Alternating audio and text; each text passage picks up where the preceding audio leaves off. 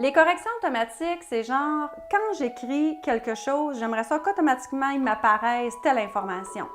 Exemple, mettons que je travaille pour une organisation puis que le nom est très long à écrire, en plus le nom de mon service est très long à écrire, bien, je pourrais mettre genre un diminutif, taper juste ces quelques caractères et automatiquement le reste apparaît.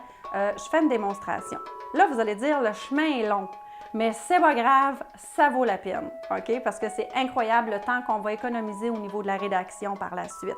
S'il y a du gras, s'il y a une image associée, s'il y a un tableau qui fait partie de la sélection, tout ça, ça va suivre, OK? Une correction automatique aussi, ça pourrait être quelque chose du genre, à toutes les fois que j'écris tel mot, je fais une erreur. Genre, à toutes les fois que j'écris Martine, à la place d'écrire Martine, j'écris Martien.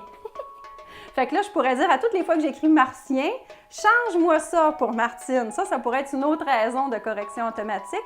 Mais une correction automatique, c'est pas mal plus performant que vous pensez. Je vous fais une démonstration. Je veux pas nécessairement, mon besoin, c'est pas que je l'ai dans Outlook puis dans Excel en plus. Là. Je veux juste l'avoir dans Word et je veux conserver cette mise en forme-là avec les puces et tout et la mise en forme de texte que j'ai.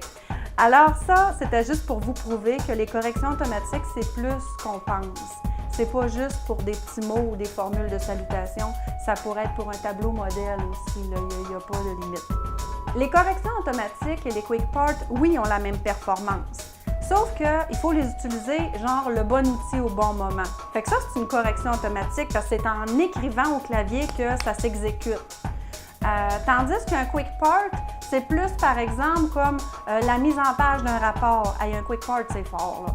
Je pourrais dire la page titre, la table des matières, la page d'introduction, les en-têtes, les pieds de page vont suivre, toute la mise en page, la mise en forme va suivre. Quand j'écris rapport, puis que je commande mon quick part, tout va arriver.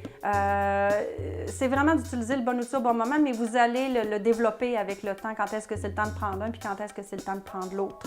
Là maintenant, je suis rendue à l'étape où je vous explique, ça c'est tellement merveilleux, là. On a vu les corrections automatiques, on a vu les quick parts. Là, on est rendu à l'étape de, oui, on peut se créer des en-têtes et pieds de page modèles. Ça, c'est merveilleux, imaginez. On n'aura plus besoin de copier-coller nos en-têtes et pieds de page type d'un fichier à l'autre.